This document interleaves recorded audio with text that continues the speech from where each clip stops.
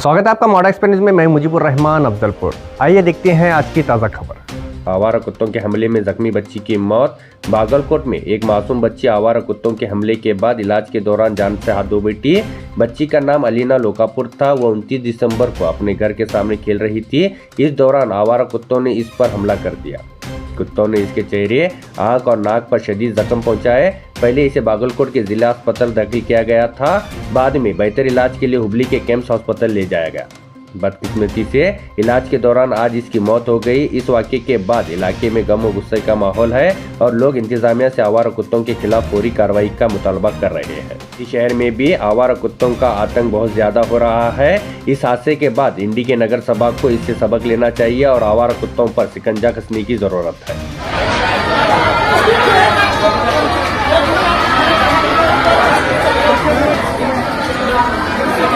Programme की सदारत SDMC के सदर कांसा से जमा करने की।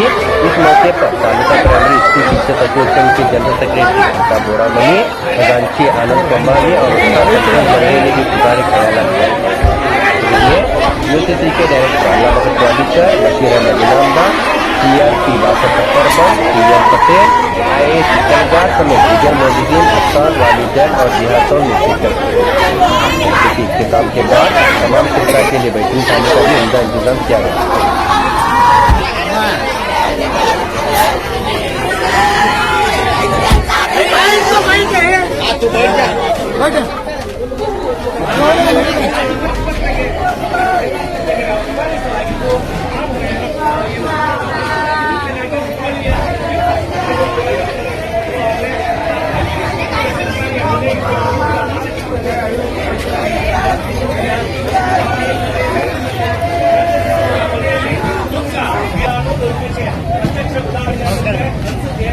डिसेंबर 22 तारखेला नंतर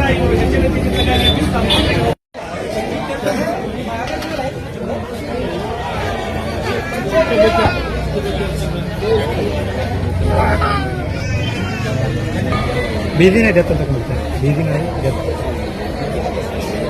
हाँ सर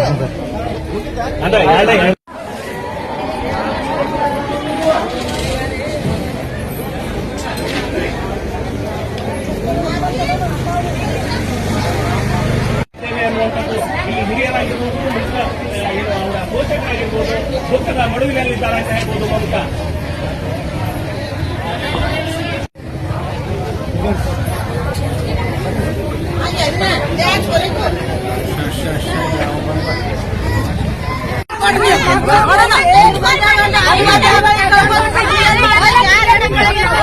ಬೀದಿ ನಾಯಿ ಓಡಾಕಿ ಎಲ್ಲ ತನ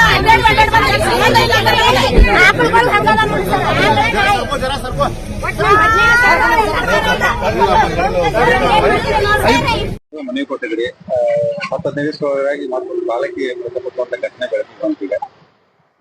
ಇದು ಬಾಗಲಕೋಟೆಯಲ್ಲಿ ಒಂದು ಅತಿಯಾದ ದುರ್ಘಟನೆ ಆಗಿದೆ. 10 ವರ್ಷದ ಲೋಕಾಪುರ ಎಂಬ ಮಗಳು ನಾಯಿ ದಾಳಿಗೆ ಇವತ್ತು ಬಲಿಯಾಗಿದ್ದಾಳೆ. ಈಗಾಗಲೇ ನಮ್ಮ ಗಿರೀಶ್ ಫೌಂಡೇಶನ್ ವತಿಯಿಂದ ಸುಮಾರು 10 ದಿವಸಗಳ ಹಿಂದನೆ ಸುಮಾರು ಬಾಗಲಕೋಟ್ ನಾಗರಿಕರು ಸೇರಿ ಅವ್ರಿಗೆ ಮನವಿ ಪತ್ರವನ್ನು ಕೊಟ್ಟಿದ್ವಿ. ಈ ನಾಯಿ ದಾಳಿಗಳಿಗೆ ಈ ಅಂಧ ಮಕ್ಕಳ ಮೇಲೆ ದಾಳಿ ಆಗಿದೆ, ಸಾರ್ವಜನಿಕ ಮೇಲೆ ದಾಳಿ ಆಗಿದೆ. ಸುಮಾರು 3,500ಕ್ಕಿಂತ ಹೆಚ್ಚು ನಗರ ಪ್ರದೇಶಗಳಲ್ಲಿ, ಬಾಗಲಕೋಟೆ ತಾಲೂಕು ಪ್ರದೇಶದಲ್ಲಿ ಪ್ರಕರಣಗಳು ಆಗಿವೆ. ಆದರೆ ಪೌರಾಯುಕ್ತರು ಅವತ್ತು ಸಹಿತ ಹಾರಿಕೆ ಉತ್ತರವನ್ನ ಕೊಟ್ಟಿದ್ರು. ಇಲ್ಲ, ನಾವು ಏಜೆನ್ಸಿಗಳನ್ನು ಕರೆಸ್ತೀವಿ, ಅವುಗಳನ್ನ ಇಂಜೆಕ್ಷನ್ ಮಾಡಿ ಅವುಗಳನ್ನ ಒಂದು 10 ದಿವಸದಲ್ಲಿ ಇಡುವ ಪ್ರಯತ್ನ ಮಾಡ್ತೀವಿ ಅಂತ ಹೇಳಿದ್ರು. ಆ 10 ದಿವಸಗಳು ಕಳೆದ್ರ ನಂತರ ಯಾವುದೇ ರೀತಿ ಅವರ ಚಟುವಟಿಕೆಗಳೆಲ್ಲ ಪ್ರಾರಂಭವಾಗಿಲ್ಲ. ನೆಪ ಮಾತ್ರಕ್ಕೆ ಕೆಲಸ ಪ್ರಾರಂಭವಾಗಿದೆ ಅಂದ್ರೆ ಪೇಪರ್ನಲ್ಲಿ ತೋರಿಸೋ ಕಾರ್ಯ ನಡೆಸ್ತಾ ಇದೆ. ಇನ್ನು ಎಷ್ಟು ಮಕ್ಕಳನ್ನ ಇವರು ಜೀವ ತಗೋಬೇಕಂತ ಅನ್ಕೊಂಡಿದ್ದಾರೆ. ಈಗ ಬಾಗಲಕೋಟೆಯಲ್ಲಿ ಶಾಸಕರು ಇಲ್ಲದೆ ಪೌರಾಯುಕ್ತರ ಆಡಳಿತದಲ್ಲಿ ಈಗ ಅಂದಾಜುಂದಿ ಸರ್ಕಾರ ನಡೆದ್ಬಿಟ್ಟಿದೆ. ಹೇಳೋರಿಲ್ಲ, ಕೇಳೋರಿಲ್ಲ. ಜನಸಾಮಾನ್ಯ ಪರಿಸ್ಥಿತಿ ಅಧೋಗತಿ ಆಗ್ಬಿಟ್ಟಿದೆ. ಸರ್ಕಾರ ಸುಪ್ರೀಂ ಕೋರ್ಟ್ ಮೇಲೆ ಇವತ್ತು ಒಂದು ತೀರ್ಪು ಬಂದಿದೆ. ಈ ಯಾವುದೇ ಈ ರೀತಿ ಘಟನೆ ಆದ್ರೆ ಇದಕ್ಕೆ ನೇರವಾಗಿ ಸರ್ಕಾರ ಹೊಣೆ ಹಾಗೂ ಇಲ್ಲಿನ ಪೌರಾಯುಕ್ತರ ಹೊಣೆ. ಮಾನ್ಯ ಪೌರಾಯುಕ್ತರು ಈಗಾದ್ರೂ ಎಚ್ಚೆತ್ತುಕೊಳ್ಬೇಕು. ಒಂದು ಜೀವನ ನೀವು ತೆಗೆದುಕೊಂಡಿದ್ರಿ, ಇವಾಗ ಈಗಾದ್ರೂ ಎಚ್ಚೆತ್ತುಕೊಂಡು ಸರಿಯಾದ ರೀತಿ ತಮ್ಮ ಜವಾಬ್ದಾರಿಯುತ ಕೆಲಸ ಮಾಡಬೇಕು. ಈ ಕುಟುಂಬಕ್ಕೆ ಈ ದುಃಖ ಭರಿಸುವ ಶಕ್ತಿ ನೀಡಲಿ ಎಂದು ನಾನು ದೇವರಲ್ಲಿ ಪ್ರಾರ್ಥಿಸುತ್ತೇನೆ. और खबरों के लिए देखते रहिए मॉडल एक्सप्रेस न्यूज, आवाज आपकी, खबर हमारी।